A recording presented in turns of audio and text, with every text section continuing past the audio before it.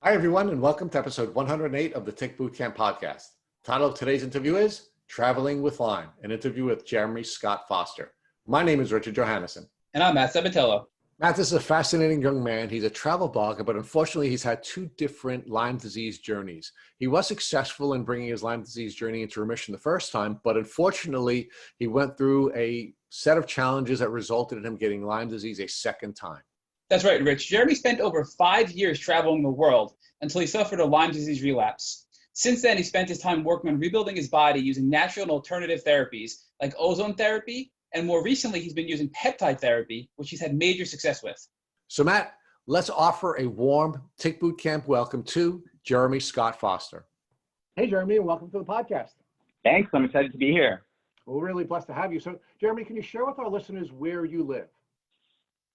I live in Los Angeles as of just a couple of months ago. Oh, congratulations on your move. Thank you. It was quite the journey to get here. So, Jeremy, what do you do for work? I'm a travel photographer and I do digital marketing in the travel space. And how long have you been doing that type of work? Full time, I've been doing that since about 2015, which is basically when I was diagnosed.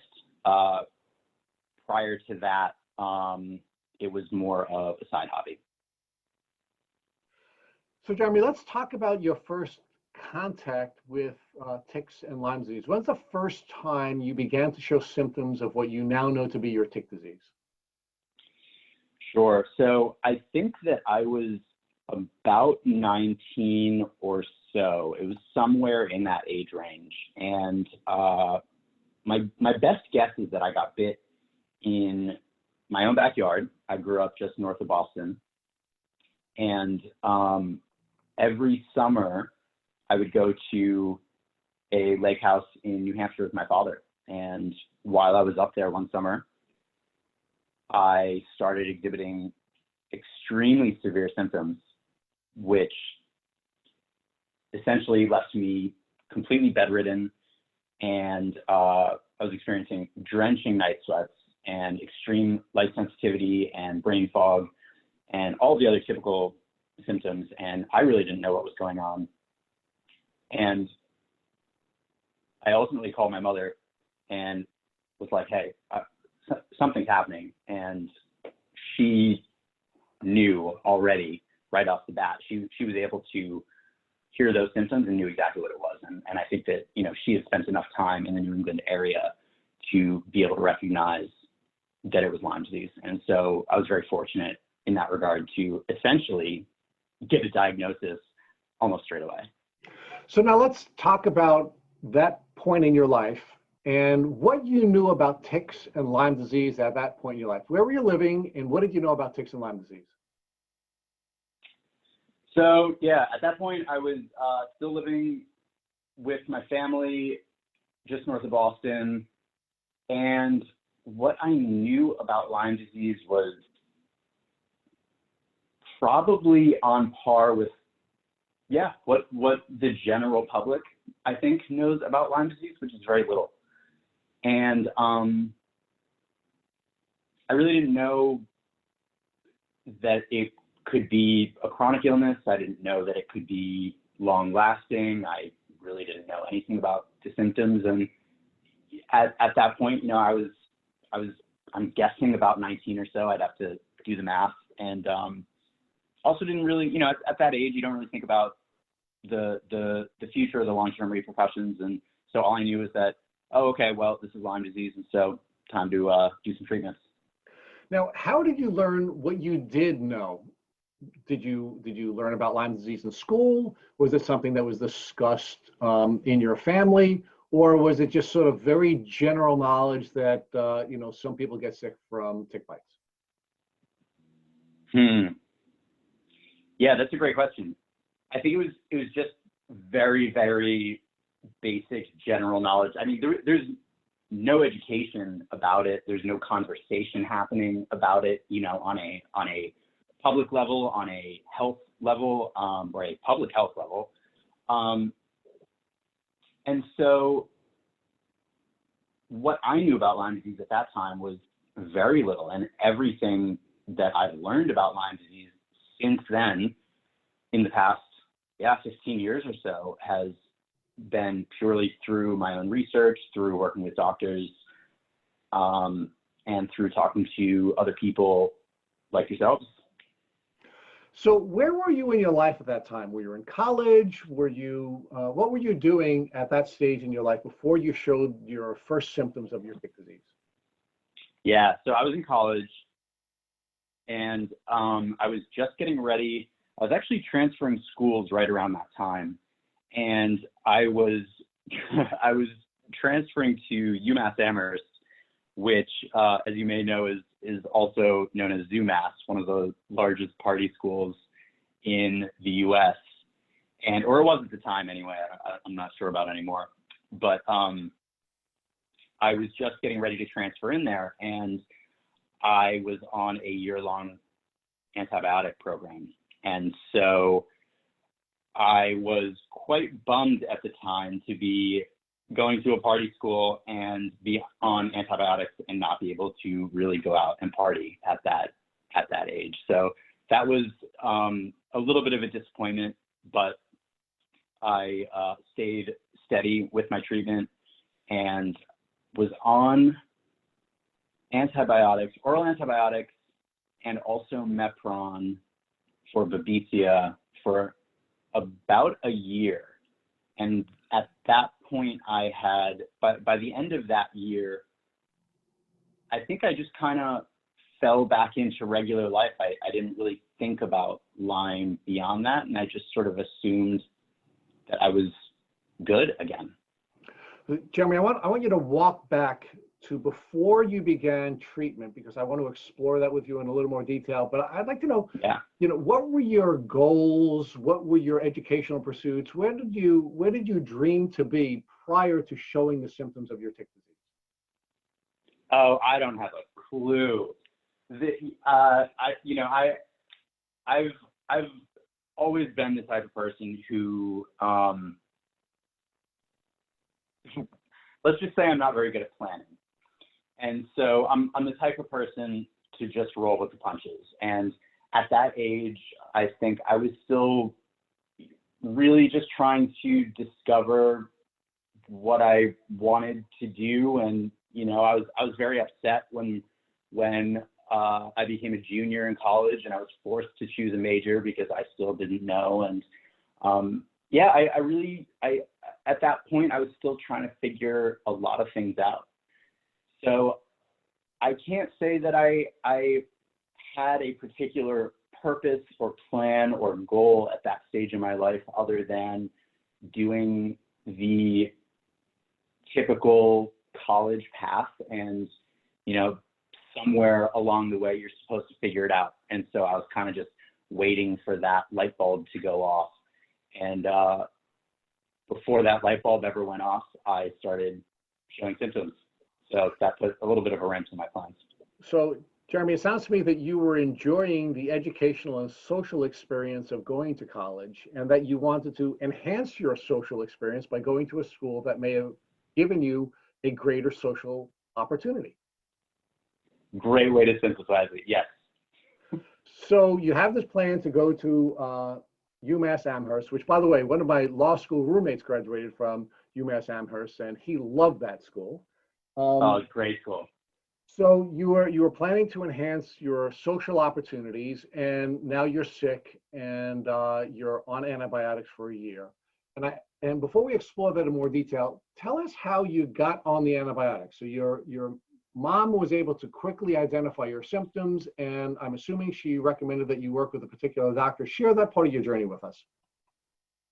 Yeah, that's exactly right. She herself actually has had her own run-in with Lyme, and I think so she already had the Lyme connection, and she already had worked with some doctors, and so she was able to connect me directly with somebody who put me on antibiotics right away. So I would say we caught it pretty quickly and took a pretty drastic approach in terms of treatment. So Jeremy, your mom had Lyme disease. Do you believe that you suffered your Lyme disease because you were bitten by a tick that you never discovered, or do you believe that you may have had Lyme disease passed on to you in utero from your mother? That is a very good question, and it is something that I have wondered for a very long time. You know, especially as I continue to improve now, currently, it's a question that I think about often. You know, was I ever fully healthy? Did I grow up with this my entire life? And I honestly just don't know the answer to that question. Well, you had your crash when you were 19. Tell us what your health was like prior to that. Were you a sickly kid? Did you have symptoms which you now look back and think perhaps that would have suggested that you had Lyme disease for your entire life? What was your childhood experience like? You know, I would say I was the poster child of health at that. I mean, you know, partying aside, I had a very, very strong immune system. I was at the gym all the time. I did CrossFit. I was very healthy, active, lots of energy. So it's tough to say. So you're at the vacation home with your dad and you get sick. Yeah. I'm assuming you didn't find a tick at any time just prior to you having this physical crash when you were 19. Right. Yeah. So it was I think my mother's wedding, which we held in our backyard, and we lived in a very foresty, woodsy area, and at some point during the reception, my best guess is that I got bit by a tick, though I don't recall ever seeing a tick on me. I don't ever recall a bullseye rash or anything like that. And it wasn't until, I would say, about a week later, when I was on vacation with my father, that the symptoms started to exhibit, and they hit me like a bag of bricks. So now your mom is able to help you diagnose your illness very quickly, and she recommends a particular doctor. Can you share with us what the experience was like seeing the doctor and what treatment protocol was recommended? So I actually never saw the doctor. This was a doctor who treated me via phone, because I think that was the only Lyme literate doctor that we knew of. And so it was the only person that we thought to call. And he had treated my mother in person, and we called him up and went through a general diagnosis, and I continued to see that doctor for the following year, and he helped with my treatment immensely. Did there come a time that you took a diagnostic test? And I don't just mean the information that you would give to a doctor for a clinical diagnosis, but did you ever take any tests to diagnose your Lyme disease? Yeah, we did the standard LabCorp test, which came back positive. And that was a pretty clear, actually, you know, I'm trying to think if that was the first time or the second time. That was the second time. To be honest with you, the first time around, I'm not really sure. That was a long time ago. And my brain's been through a lot since then. I can't honestly remember what lab tests were done. I want to say, I know that we did do blood tests. I don't remember through which lab.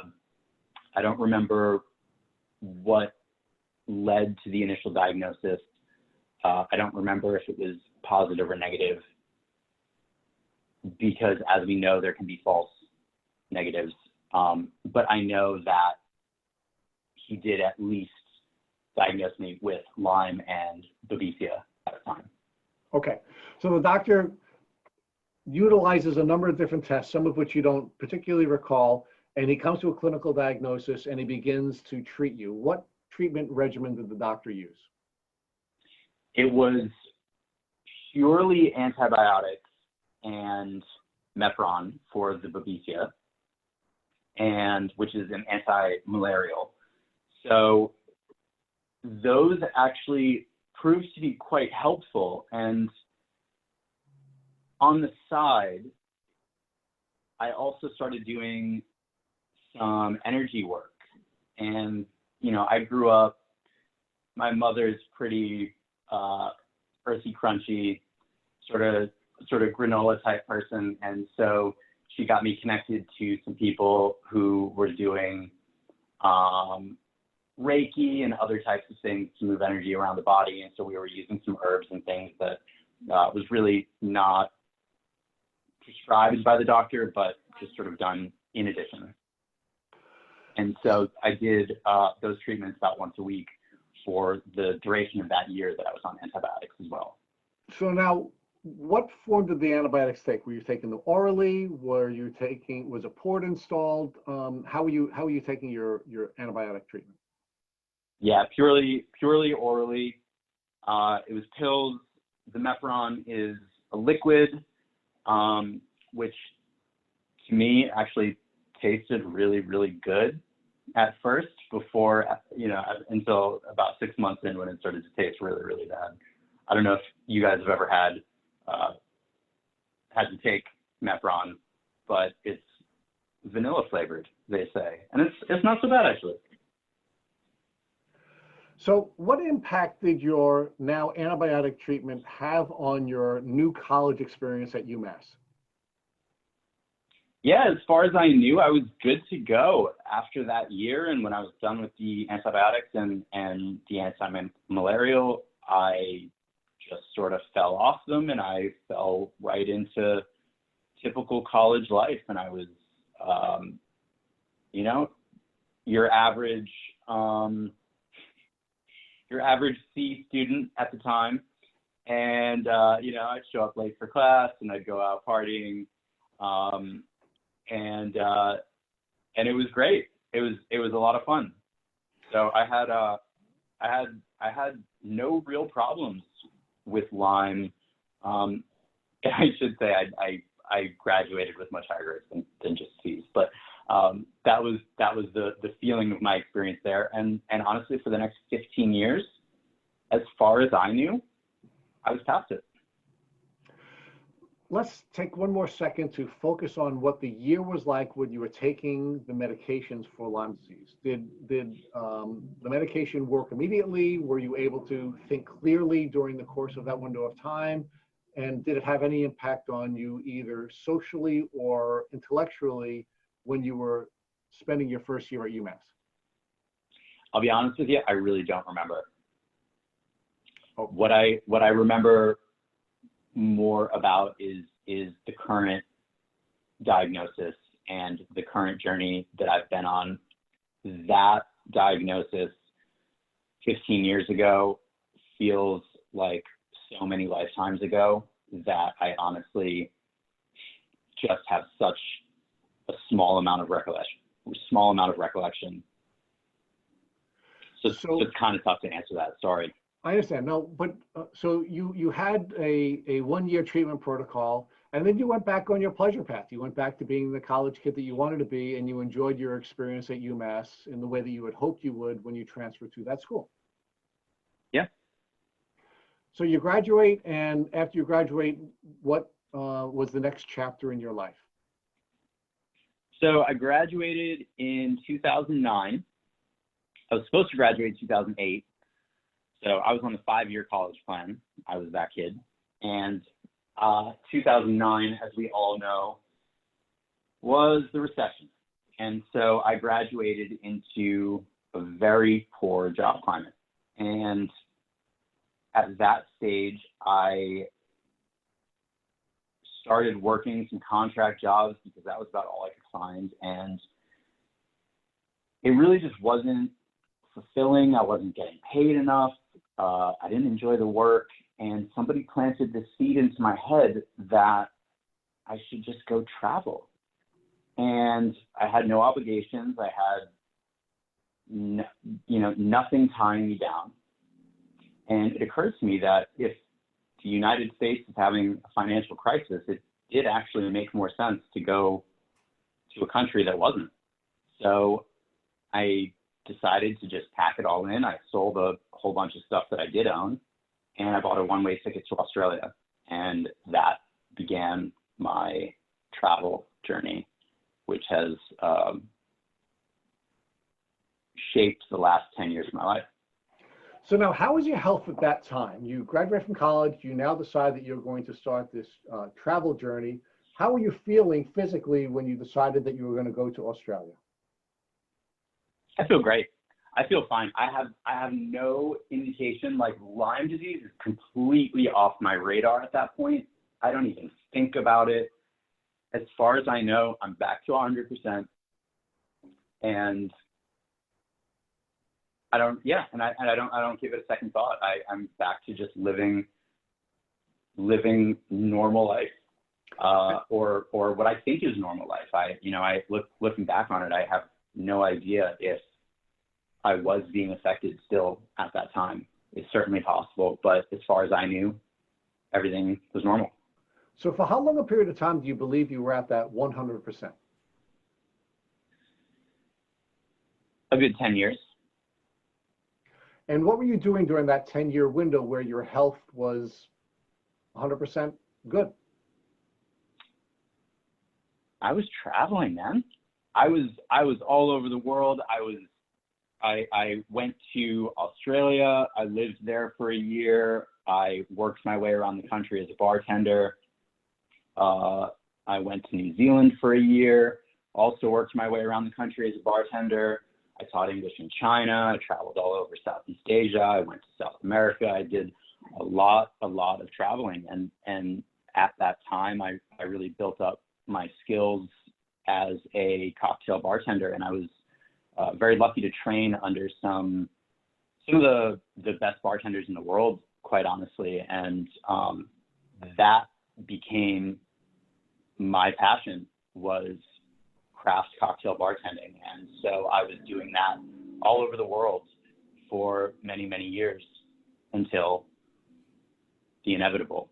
And the inevitable is why we're having a chat today. So while you were doing your, during this 10-year window where you're doing your training in the craft cocktail arena, were you flying from country to country? Mm-hmm. Yep. And did you ever find your health, that your health was being impacted by air travel?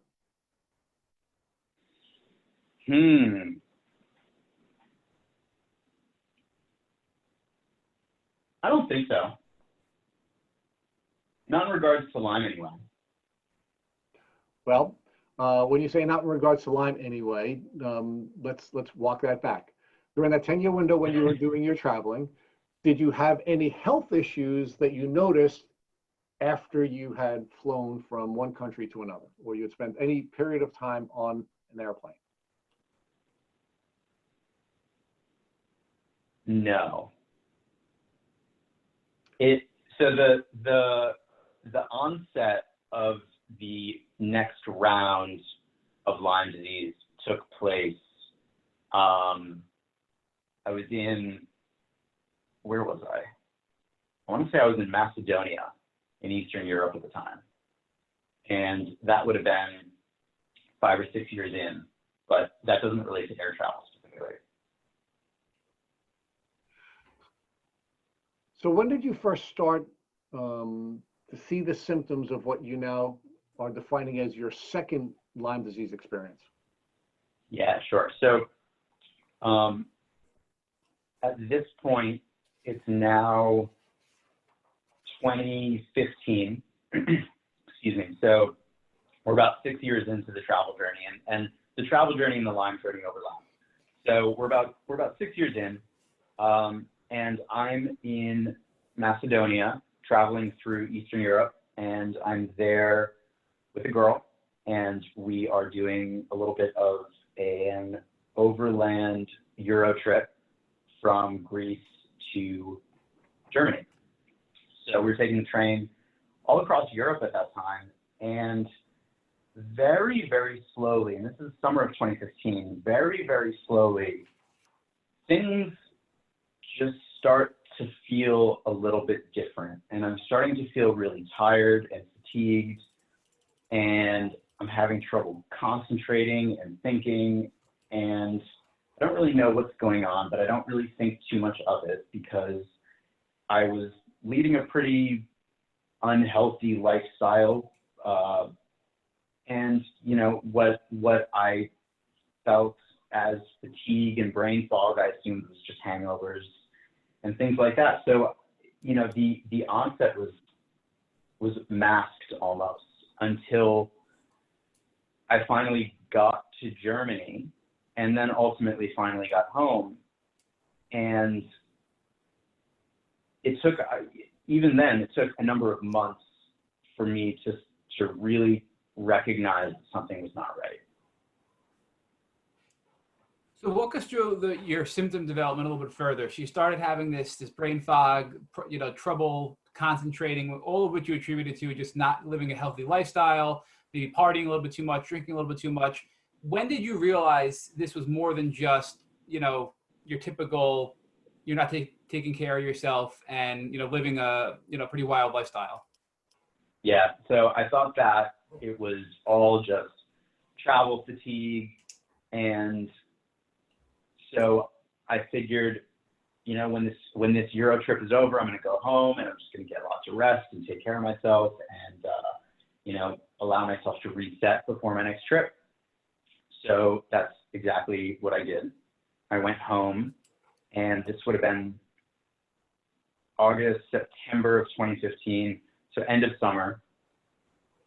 And I'm staying with my mother for a little while and catching up on lots of sleep because I'm really fatigued. And after about 2 weeks of sleeping for 14 hours a night, waking up at, you know, 2 o'clock in the afternoon, I realized, okay, this isn't normal, actually. Like, this is too much fatigue and too much sleep for too long of a period of time. This isn't normal. And I still at that point didn't really know what it was. And so I was kind of just flailing about and doing my best to get through the days. And I remember one particular trip to the supermarket, and I drove there, and when I pulled into the parking lot, at the angle that I pulled in, I had the sun shining in my eyes. And I remember this feeling and this sensation of extreme light sensitivity. And that's when it dawned on me, because it was a sensation that I was familiar with from my previous infection. And that's when I knew. I was sitting in that parking lot, staring at the sun and shielding my eyes from the sun. And I realized, oh no. So Jeremy, at this point, I've been here before. You were home with your family at this point, and your mother has had an experience with Lyme disease and was the one who realized that's what you had the first time when you were 19. Did at any point prior to your realization that you had Lyme, when you had this extreme light sensitivity, did your mom ever think that your extreme fatigue and other symptoms could have been Lyme? No, we all just thought that it was travel fatigue. And now that you're sitting in this parking lot and you have this revelation that I think I have Lyme disease again, what were your next steps? Next steps were to go straight to an urgent care center, because I'd been basically traveling for years on end at that point. I hadn't established care with any, you know, local doctors or anything like that. So the only doctor that I knew to go to was an urgent care center. So I went to an urgent care center, and I had to literally beg them for a Lyme disease test. And they didn't want to give it to me. And I still don't really understand why. I mean, I have my thoughts, but they told me, you know, oh, this was in North Carolina, and they said, oh, we don't have Lyme disease. There's no point in getting this test. And I was like, guys, please, just give me a Lyme disease test. Give me all the other tests that you want to give me, but just add a Lyme disease test in there just to humor me. And a few days later, got a call from the urgent care center and said, yep, Jeremy, your Lyme disease test came back positive, and we're going to put you on antibiotics for the next 3 or 4 weeks. Jeremy, you mentioned earlier that your mom had a doctor you'd worked with, and you'd work with that doctor when you were 19 via a telehealth call. So why did you choose to go to the urgent care doctor this time around instead of going back to your mother's doctor who diagnosed and treated you the first time? Well, let's say that the initial telehealth call wasn't 100% compliant. So we decided to do things more the right way this time around. Gotcha. And so, yeah. And you also alluded to that you had your suspicions as to why this urgent care would not run the Lyme disease test. What were your thoughts at the time? Why did you really think they didn't want to run this Lyme test? Well, my thoughts at the time were quite different from what they are now. I think that at the time I was just frustrated, and I really just didn't understand why. Guys, it's simple. Just draw some blood, send it into the lab, easy peasy.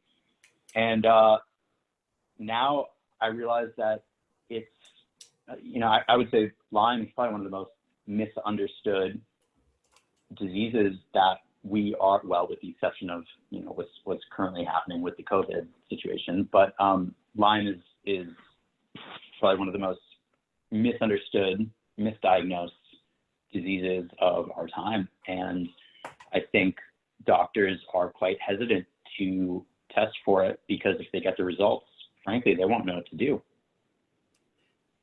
Unfortunately, that's a sad reality that many of us have had to face. So I'm sort of kind of knowing the answer to this question before we ask it, but how did you feel after that 3-week window of being on what I'd imagine was oral doxycycline that they prescribed to you?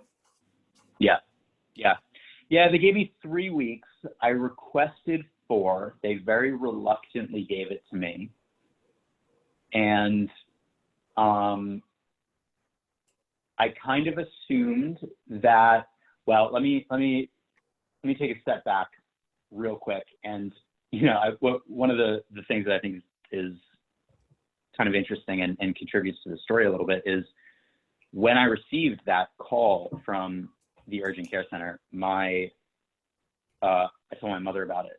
And one of the most vivid memories that I have of that diagnosis is telling my mother the diagnosis and her just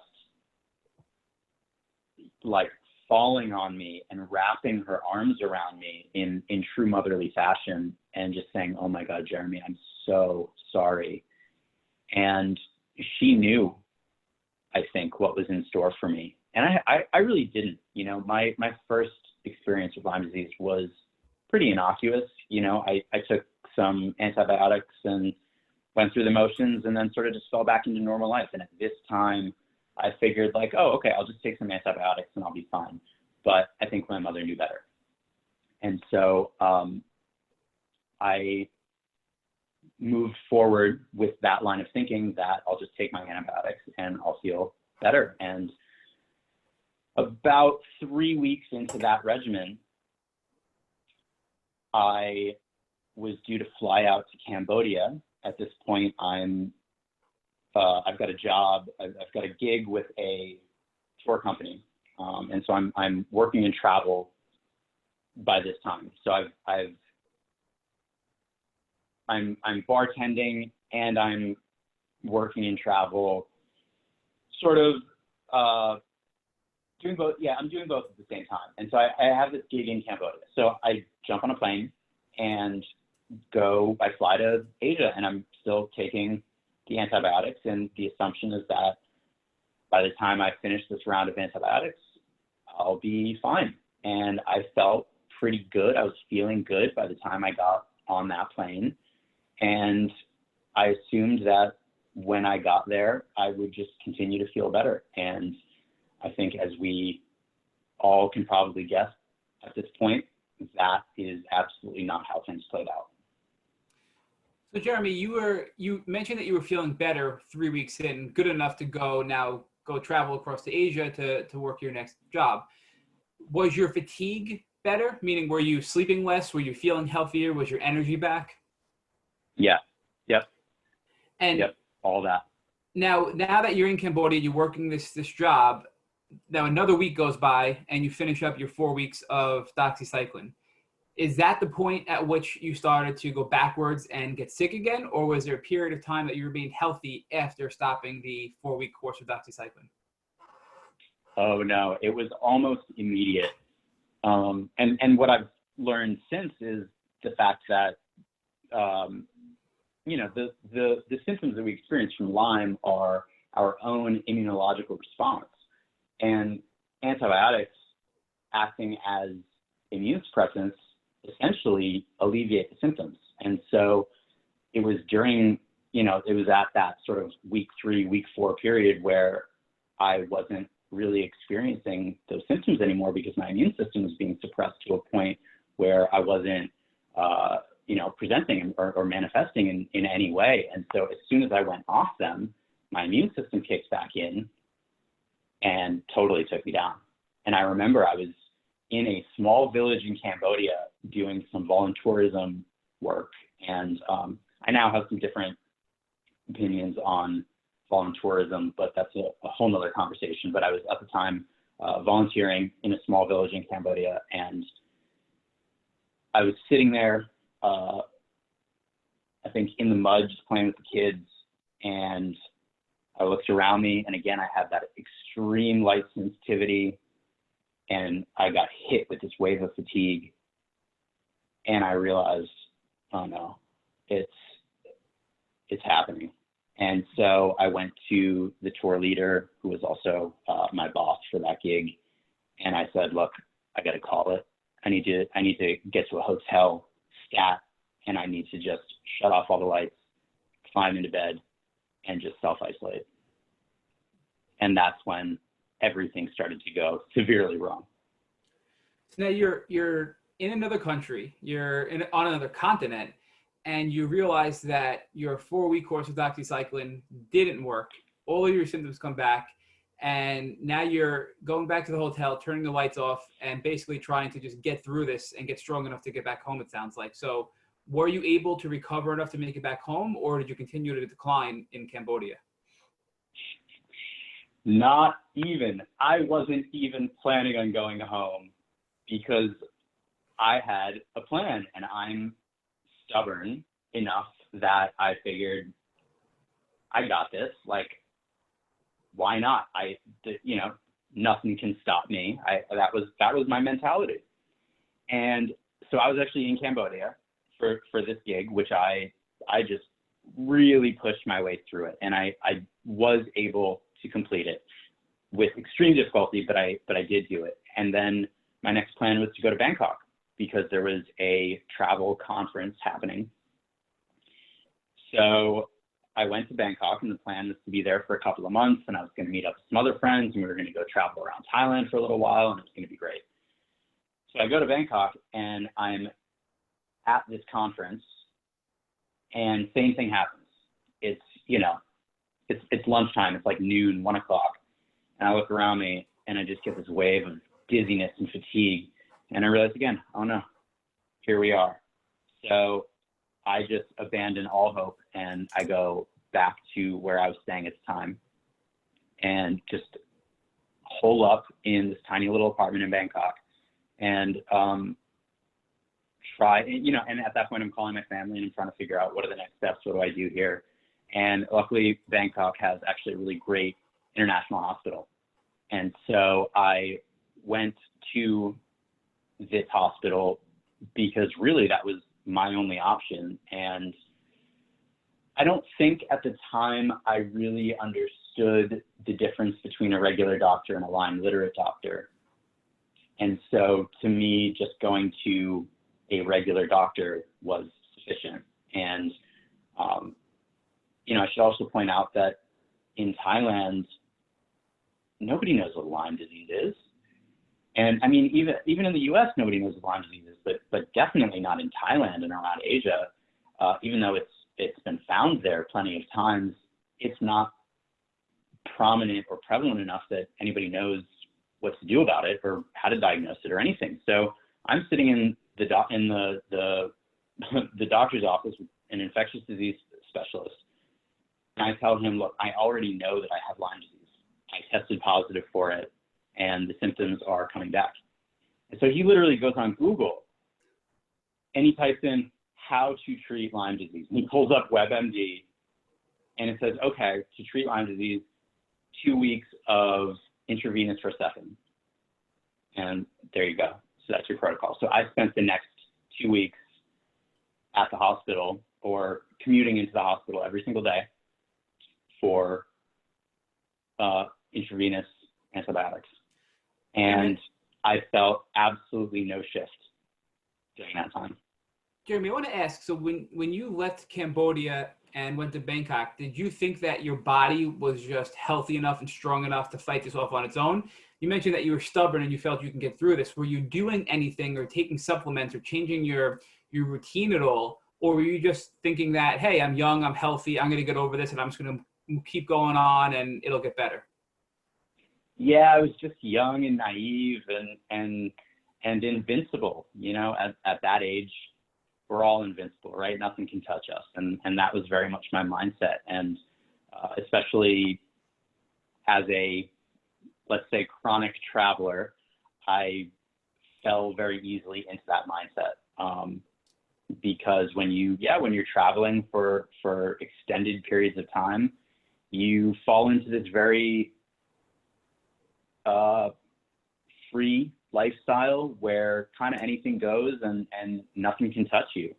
And I loved it. It was great. And I didn't want anything to rain on my parade. So I really just assumed that I was going to be fine and didn't give it another thought. Why do you think that the oral doxycycline helped you feel better pretty quickly, enough so that you can go and travel across to another continent? But now you're in Bangkok and you're getting IV Herceptin, which is far stronger, and it had no impact on your health at all. That is a fantastic question. I never thought about that before. I honestly don't know the answer to that. I have no idea. You mentioned earlier that the antibiotics sort of weakened your immune system. Do you think that's because the antibiotics kill good and bad bacteria in your gut, and your gut is 70% responsible for your overall immune health? Is that what you're referring to?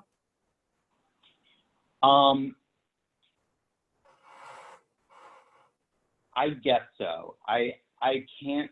I'm not a doctor, so I can't speak to the 100% the function of antibiotics, but I know that they act as an immunosuppressant, and killing off good bacteria in the gut probably plays a very large role in that.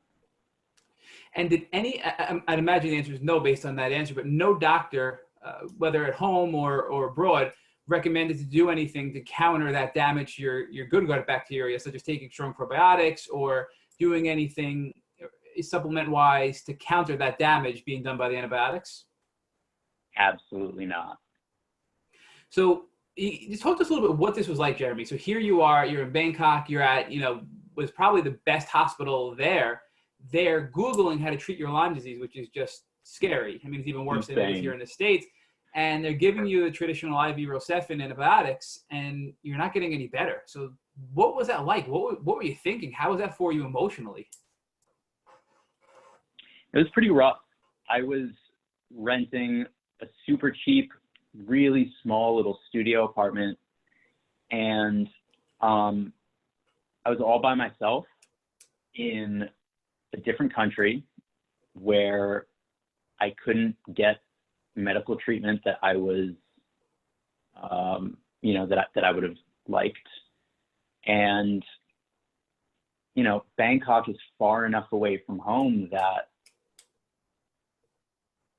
that making the decision to come home was a big decision in itself. And it was actually almost easier to just stay in Bangkok and follow this treatment protocol because, you know, we had access to antibiotics and what seemed like a good enough treatment plan.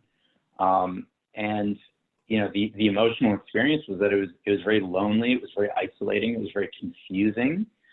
I was passed around at that hospital from doctor to doctor, from infectious disease specialist to psychiatrist to nutritionist. And I really didn't know which way was up at that point. And my daily routine was waking up at about probably 11 a.m. and jumping on a motorbike taxi, going to the hospital, getting my IVs, seeing some doctors. I'd stay there for a few hours and then I'd come back to my tiny little studio apartment all by myself. I'd shut off all the lights and try to watch a movie or something to keep me occupied. But of course my brain is so far gone that I can't even follow the plot of anything that I'm watching. You know, I can't read a book. I can't watch a movie. I can't do anything to even occupy my time because my brain just can't comprehend anything that's going on. And it can't even follow a story. You know, that's how far gone I was. And so I spent 2 months basically following that schedule. And it wasn't until about the end of those 2 months where I had to make the decision to finally come home. And once you made that decision to come home, did your family come and bring you back? What was that like physically, I guess, and emotionally for you to make that journey back home, being so sick and not getting any better, and just not having the brain capacity or the physical capacity to get yourself home? It was really tough. It was probably one of the most difficult things I've ever had to do. And a part of the difficulty was really coming to terms with the fact that I wasn't invincible and something serious was going on and I didn't know how to fix it. And it seemed like nobody knew how to fix it. And so at this stage, my friend had actually just arrived in Thailand and we were supposed to spend a couple of weeks traveling around together. And literally on like the second or third day, I had to sit down and have a chat with him and say, look, bud, I'm sorry, but something is wrong. I don't know what it is, but I got to go home. And he did the rest of the Thailand trip by himself. And he had a grand old time, and I booked some flights coming home. And I actually, you know, I really needed the emotional support to make that decision. And so I remember speaking with my mother and talking to her and telling her what I was feeling, what my symptoms were, just my general experience. And I remember sitting on the sidewalk I'm sitting on the sidewalk in front of the security guard and I'm sobbing. I'm bawling my eyes out. And I don't understand why. I don't know why I'm so sad and so depressed and crying and, you know, I mean, like, and so emotional. That's really not like me. And I'm on a call with her and I'm telling her that it feels like the entire world is just collapsing around me. And I don't know how to explain it any more than that, but it just felt like the walls around me were crumbling. And my mother was the first one to say, well, Jeremy, that doesn't sound very good. I think you need to come home. And I really needed that push to make that decision. And I needed that third-party validation to recognize that this was something that was, you know, much more serious than I was willing to initially admit. So we bought some plane tickets home, and and we linked up with a Lyme doctor in Denver. And so he was able to squeeze me in a few days later. And so I actually flew to Denver instead of back to North Carolina. I flew to Denver to see this doctor. And, you know, remember, I'm traveling at this time, so I can go anywhere, I can be anywhere. It doesn't really matter. But I went to the only Lyme doctor that I knew. And so I had a few days before that appointment, so I actually stopped in Hawaii at the time, and I went to Kauai, and I had a couple of beach days, and, you know, felt like crap, of course, but it was nice to at least, you know, feel the ocean water on my skin at the time, and then finally arrived in Denver, where I met face-to-face with my first of many Lyme literate medical doctors. Was this doctor's appointment eye-opening for you? Is this when you had the realization that Lyme can cause depression, it can cause anxiety, and these are actually symptoms of Lyme disease, and when you realized how severe it can be? Or did that still occur at a later point from this first initial visit? Good question. I think that I was still coming to terms with what was going on, and even though this Lyme doctor made it very clear that these were all symptoms of Lyme, I don't think I fully understood the extent to which Lyme can affect, let's say, every system in the body, emotional, you know, which is linked to hormonal and beyond. So I was being told, but I don't think I really internalized it. Not at that point, anyway.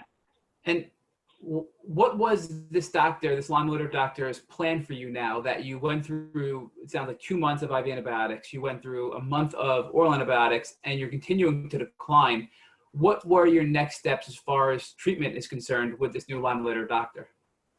Yeah, so he said, okay, look, you're clearly not getting better from Lyme treatment alone. So if it's not, you know, so that means we've got to start looking at other things.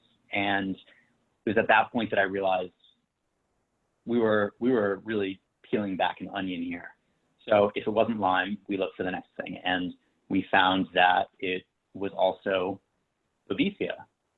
And we did treatment for Babesia for a long time, and I know I'm going to get ahead of ourselves here, but we did treatment for Babesia for a long time, and then I still wasn't getting better. And so then we looked further and found Bartonella and treated Bartonella and still wasn't getting better. And so it was this cycle almost on repeat of treat, don't get better, look for the next thing, treat it, don't get better, look for the next thing. And that was essentially the course of the next couple of years, I would say. So Jeremy, all of these other diagnoses after Lyme were other tick-borne diseases. So there were other co-infections or infections you can get from a tick bite, correct? Yep, correct. Now, did any other doctor prior to this Lyme literate doctor discuss with you the probability or possibility that you could have other diseases aside from Lyme from that initial tick bite? No, the urgent care center that I went to initially ran some tests for Rocky Mountain spotted fever and some other things like that. Those all came back negative.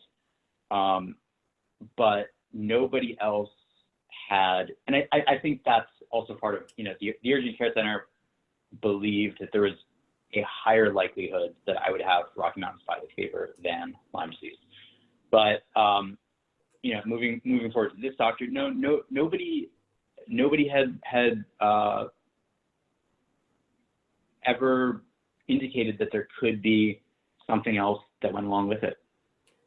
And the treatment for these other diseases or infections from the tick bite were different. So it sounds like you had a different treatment modality for each other infection caused from a tick bite. Is that accurate?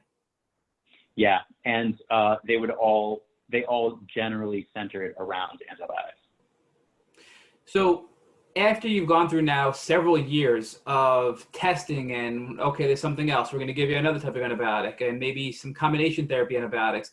Now you're a few years in, you're still not feeling better. At what point did you realize, all right, this isn't working, we got to try something different here and change from an antibiotic treatment method to some alternative method? So it actually didn't quite happen like that for me. I reached a point where with this one individual doctor, it was about a year, maybe a year and a half of treatment, and I wasn't getting better with him and with his protocol. And so it wasn't that I decided to start trying a different modality, but rather I decided to try a different doctor, because I know that every doctor has their own individualized approach. And so I started seeing a relatively well-known Lyme doctor in Washington, D.C., who moved forward with a very, very even more heavily antibiotic-focused approach. And that protocol was, I like to call it, pretty much just scorched earth protocol, where I was taking probably 5 or 6 different antibiotics at the time, or at a time. And I actually did start to see some great results from that. So, whereas the previous doctor was acting in a very, I almost want to say reactive way, where I'd say, oh, these are my symptoms, and then he'd provide, say, oh, okay, well, if you're experiencing this, then you should have that. This other doctor that I saw put together a very strict protocol for me, and it didn't matter how I was feeling or anything like that. It was all about kill this freaking bug. And I saw that doctor for another couple of years and actually made some really great progress with him. I won't lie. We did some good, and it was all antibiotics. And even though we made a lot of progress in the process, we absolutely wreaked havoc on my gut. And I think that's when a lot of other problems began. So it sounds like what was needed to almost start to kill off some of these different bacteria that were in your body from multiple different infections caused you to now damage your gut. So you had to first attack and kill off this bacteria. And then once you felt better from that, you had to address your gut now, which was damaged as a consequence. So looking back, do you think that was a good approach to do that scorched earth policy? Or do you think there was a less harsher alternative that could have helped you heal as well, compared to the strong, harsh antibiotics that he put you on? For me, I think that was actually the best approach. I don't think it's the best approach for everybody, but I think that I needed it. And what I've also learned, and as you well know, this is not a one and done type of situation. This truly is a journey. That's why we call it a healing journey or a Lyme journey, because it's many, many years, and it takes so many different shapes. And for me, the initial part of that journey needed to be, I think, just wiping out everything. And I guess we didn't really wipe out everything, but we wiped out a lot, and that had some great benefit. And eventually I reached a point where I realized, okay, I've been doing this for long enough. And this was really, me learning to tune in to and listen to my body. And I realized that, and I just felt like I had had enough. My body felt toxic. I would wake up in the morning and I just felt gross and like icky. So I made the decision to stop seeing that doctor and to stop this protocol and to start looking at alternative therapies. And at this point, did you go see a naturopath or an alternative doctor to help guide you with alternative therapies, or did you sort of just research them and start taking these alternative therapies on your own? So at this point, I reached out. I posted something in a Facebook group asking for doctor recommendations in the Washington, D.C. area, which is where I had moved to and was living at that time. And I got a great recommendation for another doctor. And so I went to go see him. And we started doing, oh gosh, I'll have to think about it. I want to say, did we do any antibiotics? I don't think that we did. I think we did a purely herbal approach. And he was very familiar with this other doctor and his protocol. And he said, great, like, it's good that I know that you did that because we have some healing that we need to address, you know, some gut healing that we need to address. And we also need to kill off some bugs, and we're going to do that in a different way. And so I got a great recommendation from some stranger on the internet. Gosh, I'll have to go back and find them and thank them. But I got a great recommendation from the stranger on the internet, went to go see this doctor, and we started a new treatment protocol and have been through numerous iterations of different protocols. And I actually am still seeing that doctor to this day alongside a couple others, but he's been a core part of my team for the past few years. Jeremy, let's put this in perspective. So you were pretty much crippled when you came back to the States, and then you still weren't getting better, and you went to this doctor in DC who you said actually did help, and you feel is what your body needed. When you left that doctor to go to this more natural alternative approach, give us an idea of where you were with your health. What were you able to do that you weren't able to do when you first started this treatment, when you came back to the States? Like, what was your quality of life at this point? At this point, I was still pretty much house-ridden. I couldn't really do I couldn't do much. I was still very symptomatic, making progress, but still symptomatic and still non-functional. And, you know, I'm also trying to work at the time. And at this point, I've completely shifted away from the bartending, and I'm now working as a travel photographer and a travel blogger. And so all of my work is online, and I'm attempting to take these freelance gigs and, because I got to work in order to pay for my medical treatment.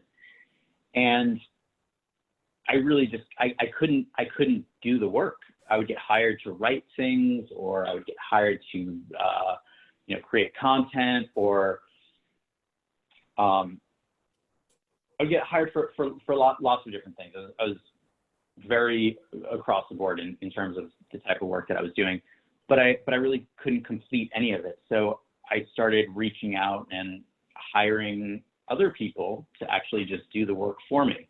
And so I would essentially just act as a middleman and pass off the work to someone else, and then, do my best to edit and turn that content into my own, and then deliver that to the client. And that's when I started to,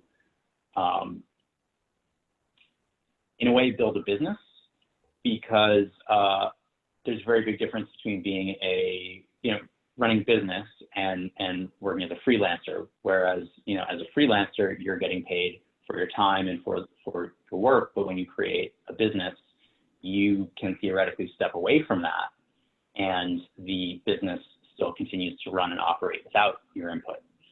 So unbeknownst to me at the time, I was actually forced into creating a business that would be able to sustain me for years to come.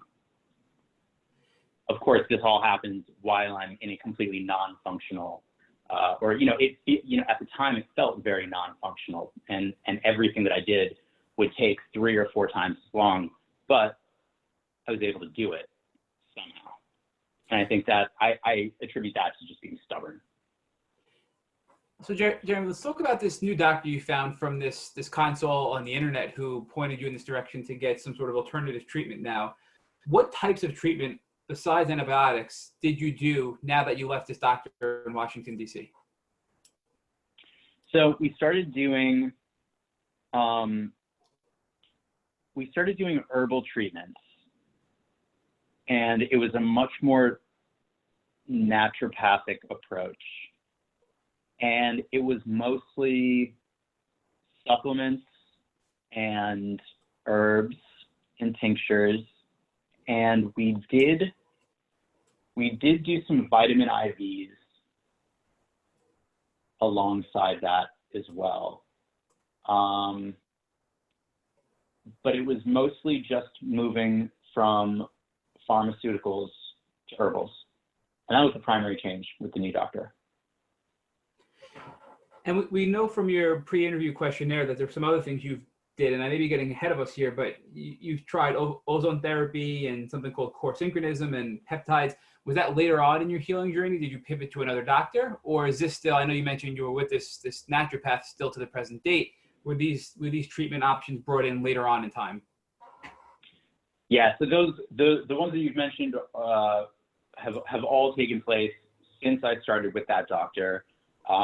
Some of them prescribed by him and under his care, and some of them were things that I just sought out on my own. You know, the core synchronism is a funny one. That's a treatment that I think, or a modality that I think almost nobody has ever heard of. And I heard about it through another friend who happened to be ill at the time, and she was seeing this woman, and core synchronism is all about using, and it's energy work to release traumatic patterns from the body, and that could be emotional trauma, it could be genealogical trauma, it could be physical trauma, like a traumatic brain injury. And I even know that there are actually some really interesting studies about traumatic brain injuries being linked to chronic Lyme disease. And I think that I've had a couple TBIs in my past, actually, and so have wondered what sort of correlation there might be there. But yeah, I did core synchronism, I did acupuncture, I did, Reiki, I did cupping, I did, you know, literally anything and everything, and spent an absolute fortune trying to get, you know, like just trying to find anything that would help.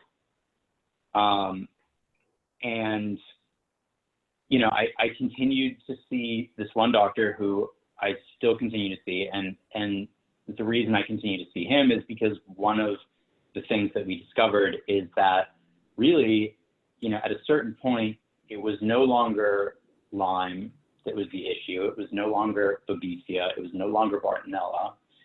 It was no longer Candida. It was no longer heavy metals.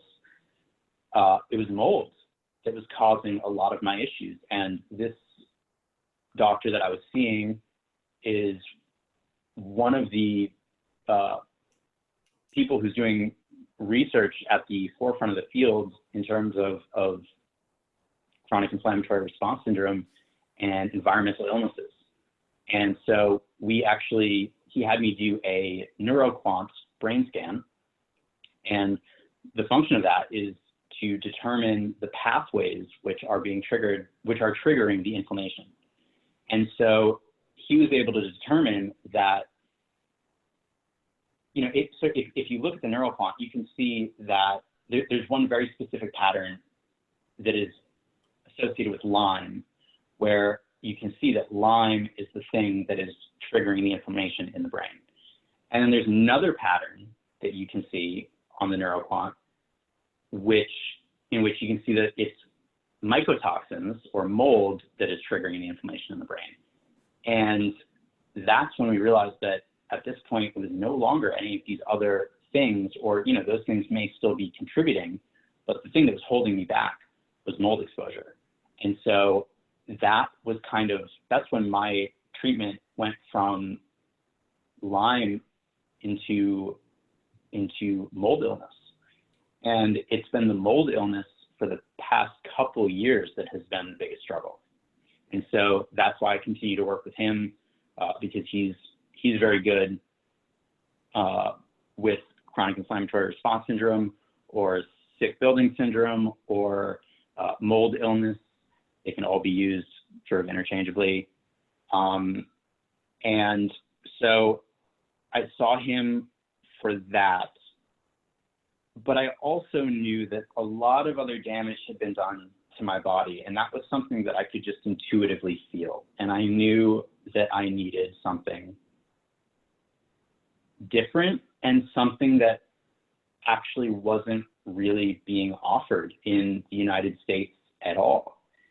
And I had come across some clinics in Germany and some doctors in Germany, and I started doing some research around the Lyme Germany connection, and there are some clinics in Switzerland and in that area of Europe where they're doing a lot of really interesting studies that and using a lot of interesting modalities that are not really being utilized in the United States, and some of which have been actually banned by the FDA in the United States. So in order to continue the treatment in the way that felt right to me in my body, I last summer went to Germany to see one specialist doctor who she's also a naturopath and treats with homeopathy and ozone, and we could talk more about that treatment.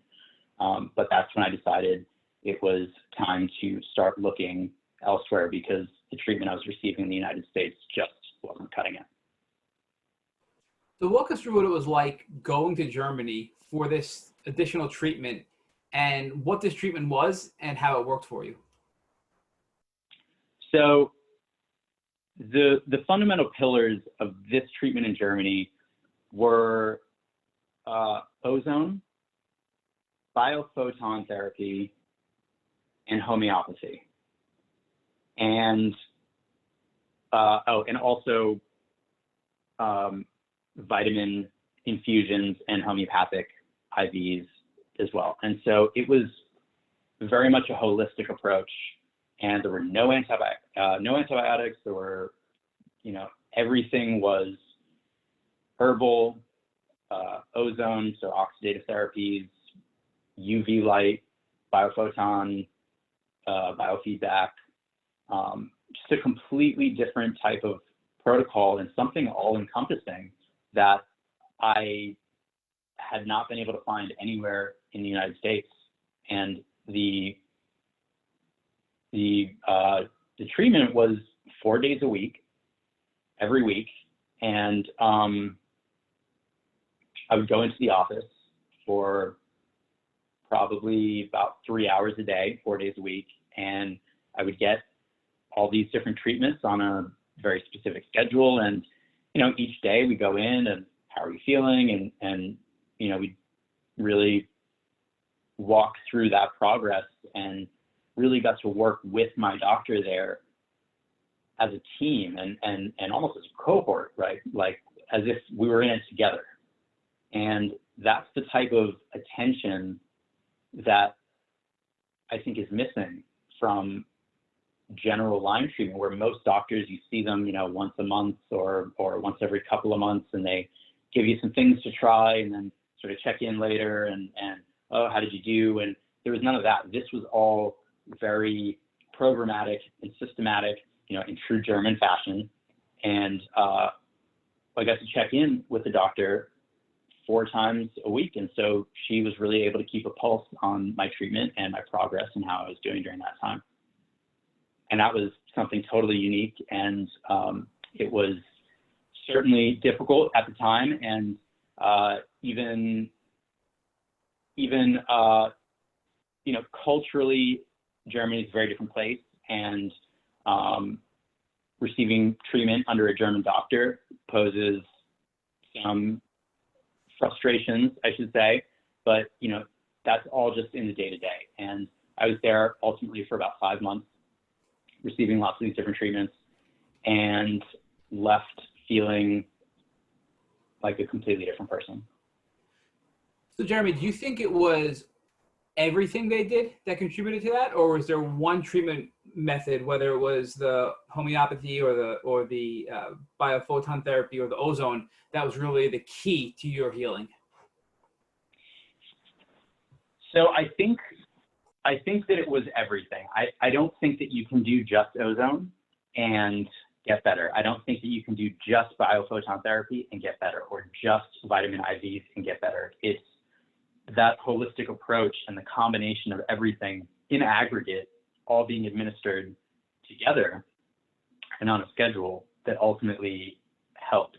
Now, with that being said, there were a couple of things that we did that I feel progressed my treatment far more than some of the other things that were being administered. So, trying to think exactly what those things were.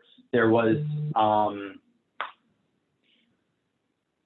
we started with some IVs that were specifically developed for the gut, and I don't actually know exactly what was in it. And that was actually one of the kind of frustrating things about this Germany experience, was that the treatment itself was almost sort of guarded as a secret. And I can understand why this doctors had people try to steal her, quote unquote, steal her treatment and bring it back and create their own clinics based on it, very unsuccessfully, because they don't have the training that this woman does. And so I think she's grown a little bit jaded by some of her experience with previous patients. So she now kind of guards her treatment, and she'll tell you, yeah, okay, this IV is for your stomach. And I had to really dig to find out what exactly was in there, and I still didn't really get any solid answers. But I know that one of the IVs that helped tremendously was actually IV L-glutamine, and that is very well known for helping to restore your stomach and to help strengthen the tight junctions in the case of leaky gut. And so once we started focusing on the gut, I started to feel much, much, much better. And the other thing that we started was peptide therapy. And the peptide therapy that is administered in Germany is a little bit different from the peptide therapy that is administered in the United States, and which I'm doing currently.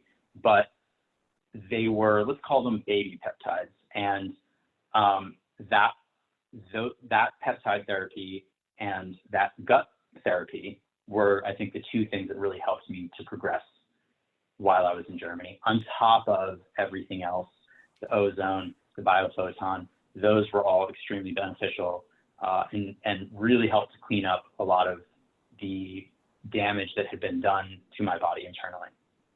Jeremy, for our listeners, talk to us about what this peptide therapy is and why it helps you.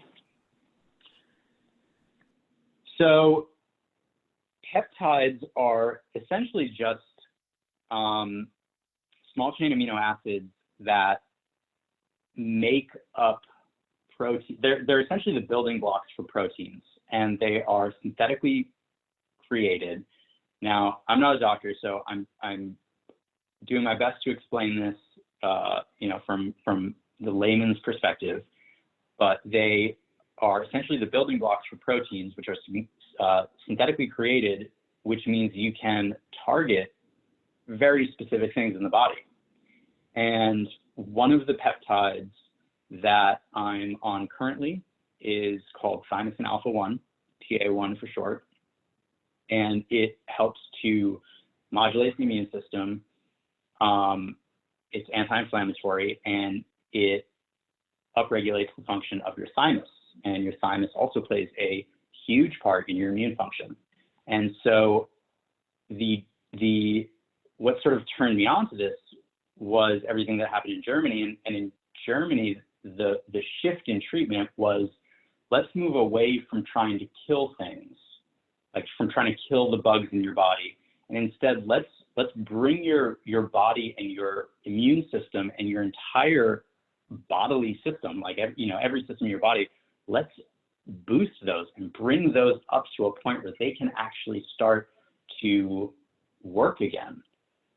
Because previously, after your body just gets hammered with antibiotics and all these herbs and all these things that are doing damage to your body at the time. And so a lot of it was just repair work. And once we started doing that repair work, that's when I started to see really big shift. And peptides specifically are a regenerative therapy. And so they, you can target specific organs and specific parts of the body and upregulate their function. And so in this case, I can essentially increase the effectiveness of my immune system to fight off Lyme or any other pathogens that might be invading my body. And so peptides are one of the primary things that I'm doing right now, and I'm finding a lot of really great success with them. Jeremy, you mentioned that peptides are a restorative therapy, and you can target specific systems within the body, particular organs. So in that same area, have you ever considered using stem cells to restore your body? Considered it, will never touch them. And that's a personal decision. I've heard some pretty nightmarish stories from other individuals who are also sick and received stem cell treatments, and things really did not go well. And I spoke actually to a relatively well-known treatment center in California and asked them about their stem cell treatments. And I had, I'm very lucky. I had my mother and my sister on the call. So my family they've been, really supportive. And my sister works in healthcare. And so she knew all the right questions to ask. And we got on the phone with this clinic this stem cell clinic in California. And we started asking questions about how the stem cells were administered and how they were spun up in their machines. And, I don't exactly know how it all works, but they said, oh yes, everything is, peer reviewed and third party tested and this and that. And we said, okay, great. Can you send us links to those studies, please? And they sent us like blog posts. And so basically they made all these claims about things that, how stem cells were the future of medicine and this and that. And then, and they told us, it's all backed up by this evidence. And we asked for that evidence and they failed to provide it. And, again, I'm very lucky that my sister knew to ask for those studies and was also able to look at them and say, this is not the right kind of data. And so that's when, we pretty much decided that stem cells were just out of the question. And then after talking to other people about it and learning what other people had been through after receiving stem cell treatments, I just decided that is something I will never do. So after getting this peptide therapy and ozone therapy in Germany for 5 months, you returned home. Walk us through what that was like. So did you continue these therapies when you were home? And again, let's put this into perspective. What was your quality of life like now returning from Germany with these new treatments that helped you get to the next level of your healing process? So at this stage, my treatment in Germany was only supposed to be 3 months, or 3 months at minimum. And I ended up staying for 5 because, the way I saw it, I wanted to stay in Germany until I didn't need to be in Germany, right? I wanted to be there until I had received the full effect of that treatment. And after 5 months, I feel like I had gotten there. And so I came home feeling like a completely different person. And I was, I had so much more mental clarity, and I had more energy, and generally just didn't feel like crap on a daily basis. I felt like crap on a maybe every other day or every few days basis. And even after I came home, I think that the treatment that I had received, over the course of 5 months, continued to work as my body continued to process all of those treatments. And once your immune system has been boosted up, it keeps working. And so I came home feeling so much better. And I once again met up with my doctor, who I had been seeing for mold. And so I went to Germany knowing that I was not going to get treated for mold. And my doctor here in the States would be waiting for me when I got back. And so when I got back, I saw him, and he said, great, okay, so, sounds like they did a lot of great cleanup in Germany, and we can start to work on the mold issue. And also in the meantime, hey, why don't you go see my business partner? This is my doctor speaking. And so his business partner who they run a practice together. And he is the one who then started me on peptide therapy and the peptide therapy in its current form, along with we're doing some biofeedback and bioresonance, and he also is actually German trained, and so we're doing a lot of homeopathy. And it's funny, what I learned is that I think southern Germany, which is where I was, is kind of the home of homeopathy. And people have been traveling to southern Germany for thousands of years to receive holistic treatments. And I was very lucky to stumble upon someone here in the States who has a similar sort of treatment, who is prescribing and treating me with some really cool cutting edge therapies that unfortunately are not really so mainstream, and unfortunately which the FDA is actively working to shut down. And I have my own thoughts about why that's happening, but maybe that's a private conversation. Jeremy, you mentioned the peeling back the onion, and it almost seems like, from listening to your story here, that what was needed to treat your Lyme and other tick-borne diseases damaged other parts of your body, and then the treatment for that caused other symptoms, and this almost became the ripple effect to heal you, to treat the first and then treat the damage from the treatment from that, and then to treat the damage from the treatment of that, and sort of this trickle effect of symptoms and ailments to treat. Is that how you view Lyme in your mind? Yeah, it really is. It really is. I feel like I had to go through a period of absolutely destroying my body. And, I'll compare it to chemo, right? Like if you have cancer and you go through chemotherapy, you're literally ingesting poison and putting poison into your body to kill off the cancer cells. And so I think that I had to do something along those same lines, whereby I needed to really destroy my body and also everything in it before I could start to heal it. So I needed to go down into a valley before I could start climbing back up that hill. And you've obviously come a long way. You've peeled many of these layers away already over the past couple of years. Many layers. And you've clearly made a lot of progress. So give us an idea of where you're at today. I mean, you've done a lot. What is your current treatment that you're on today? And what is your quality of life like today? So quality of life is improving all the time. Honestly, I can't say enough good things about peptides. They've been so incredibly helpful, and there are, I think, hundreds of different peptides, maybe not hundreds, but there are a lot of different peptides that one can take. And I'm currently on, let's see, 1, 2, 3, 4 different peptides.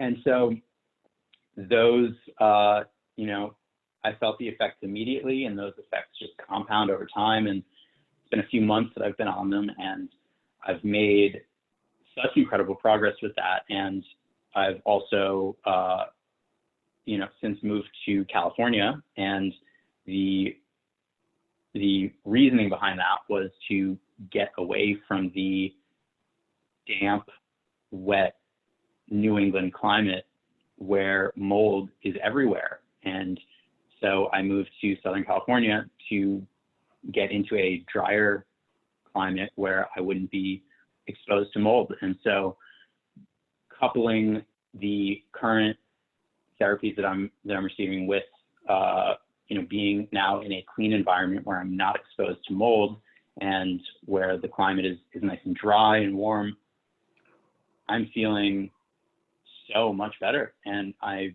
feel like I'm able to almost get back to work. And, we're all on lockdown at the moment due to the coronavirus. And it's kind of ironic that I am, at this point where I'm starting to feel better and I'm like ready to get back out there and go back out and start to enjoy the fruits of my labor and the fruits of my laborious treatment, frankly. And here we are now locked down on safer at home orders and can't leave the house. But it's also kind of funny because I spent a good probably 2 years house ridden. And so when the quarantine orders went into effect, I was like, you know what? I've been here before. I can do this. It's like being self-isolating and being in quarantine is like no problem for me. I feel like having Lyme and this whole chronic illness journey prepared me for this. So Jeremy, talk to us about how your Lyme disease journey has changed you in a positive way.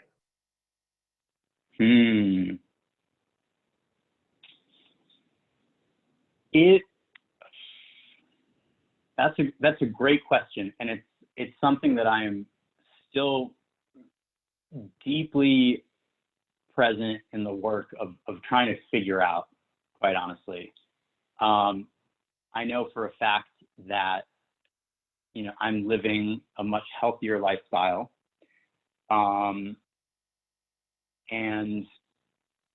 it has also really sent me on a journey of purpose and trying to discover, I think, what I want to do, who I want to be. And as I alluded to earlier, those were things that I think never really were on my radar. When I was in college, and I didn't feel the need for a purpose. And now I've really leaned into that and am discovering, what gifts I have and what I'm here to provide and how I can be of service to the people and the communities around me. And so it's really led me to lead a much more intentional lifestyle whereby I eat a much more healthy diet. I have drastically reduced alcohol consumption to nearly zero.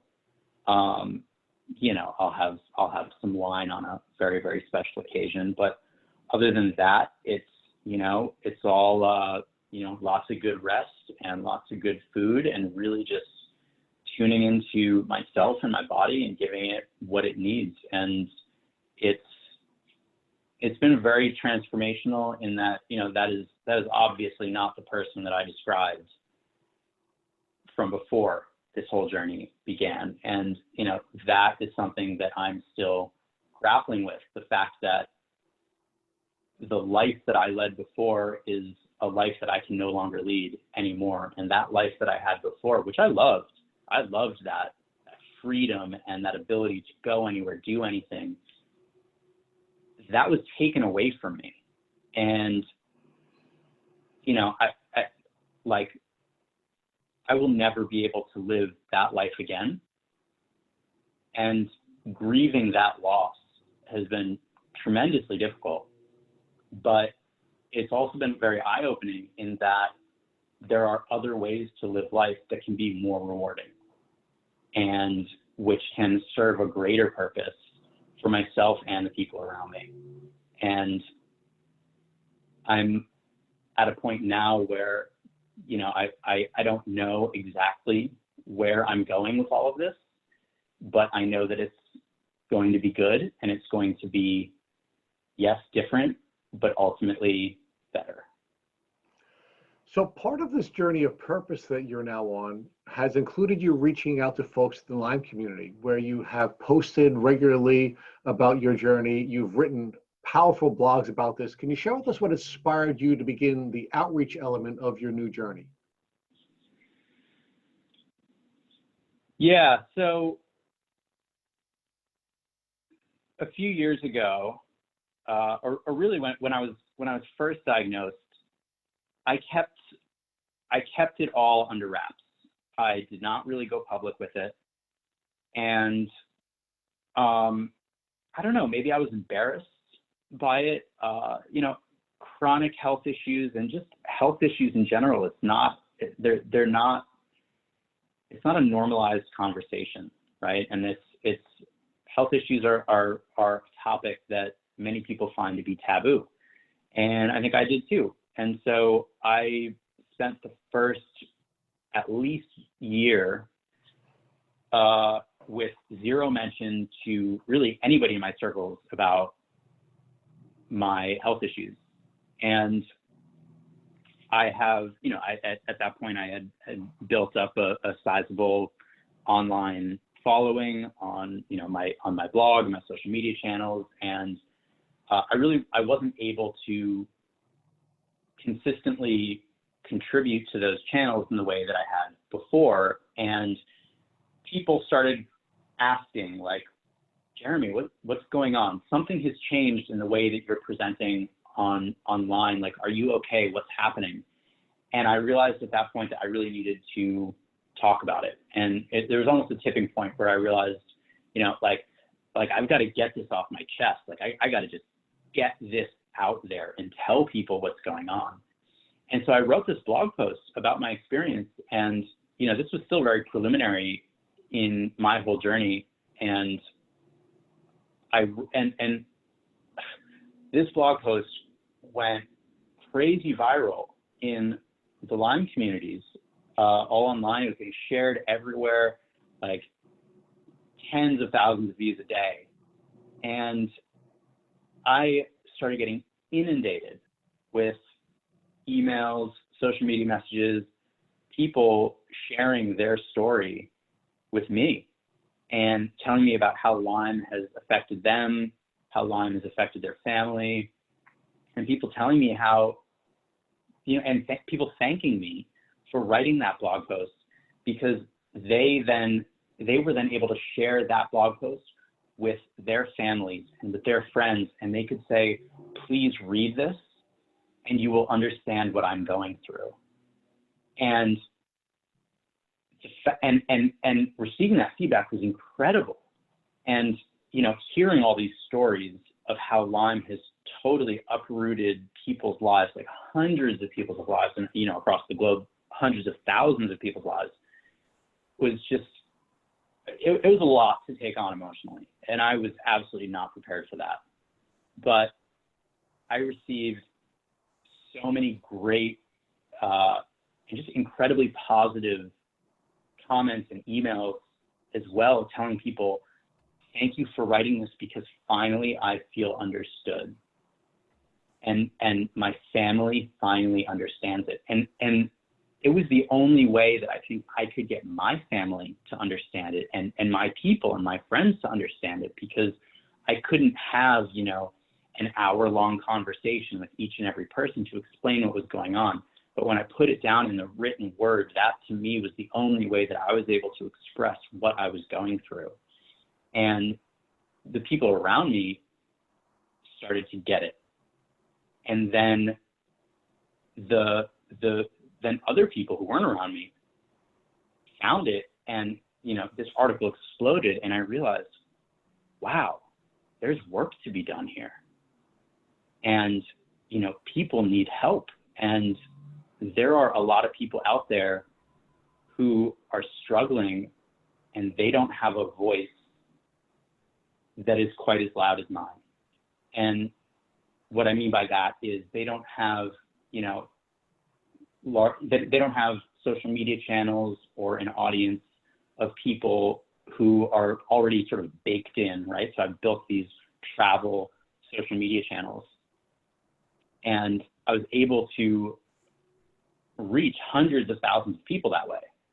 And other people just don't have that ability.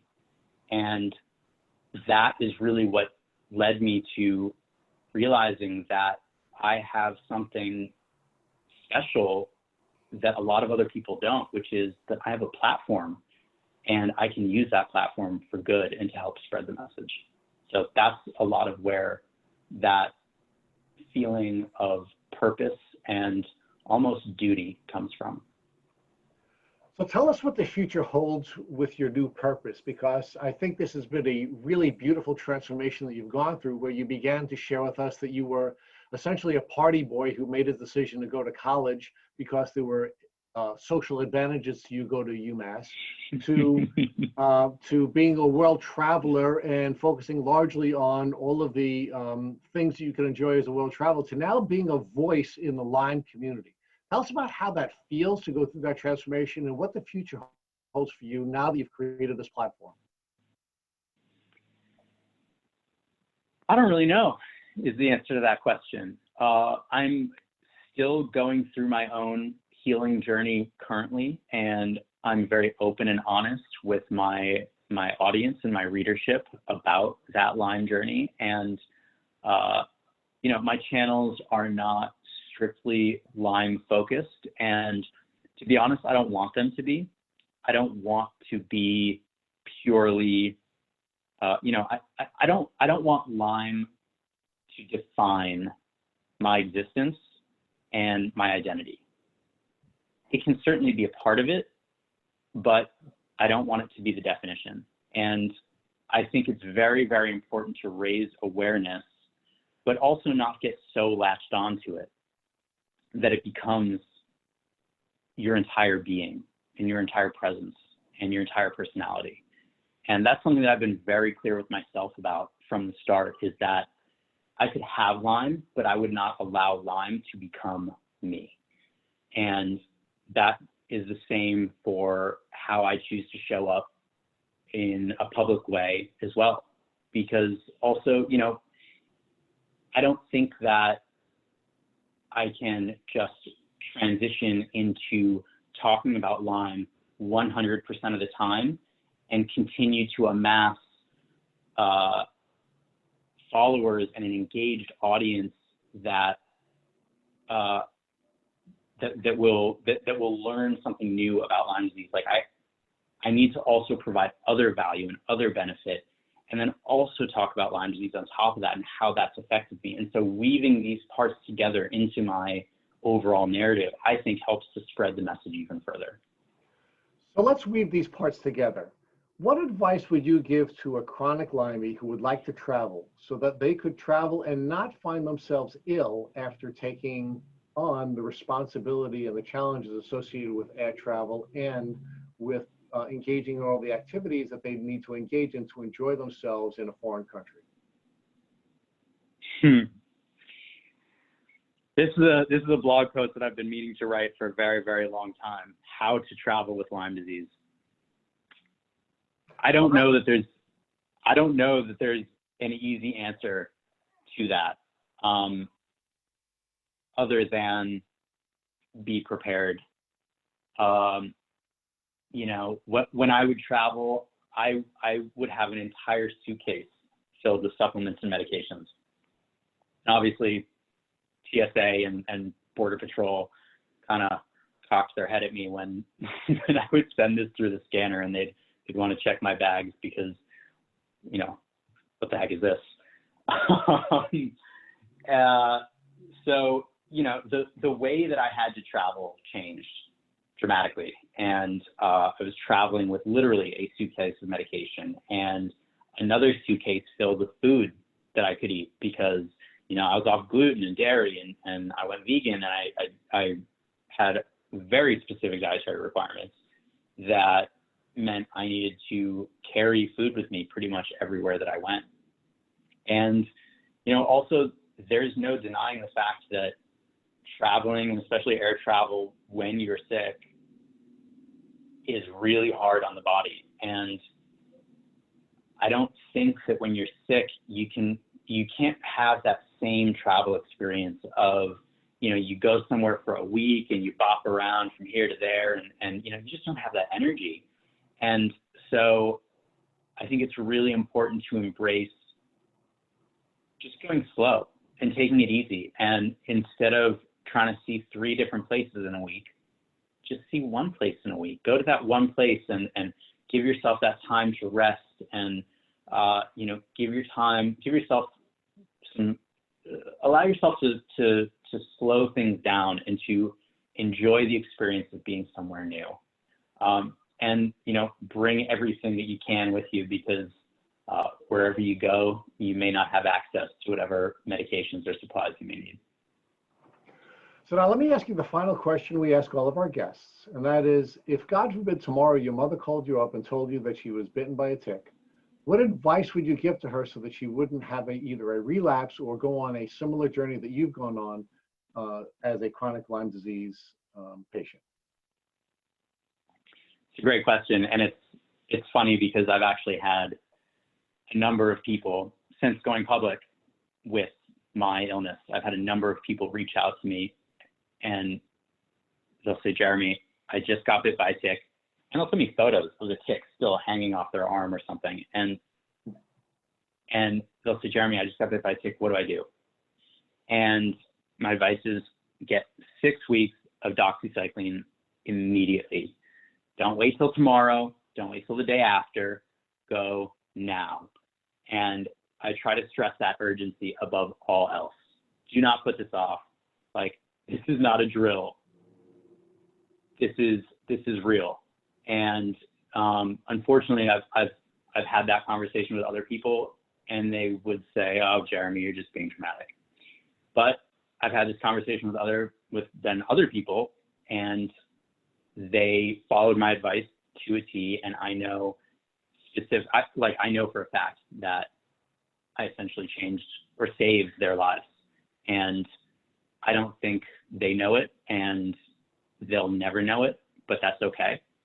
But they were able to get on, 4 to 6 weeks of antibiotics right away.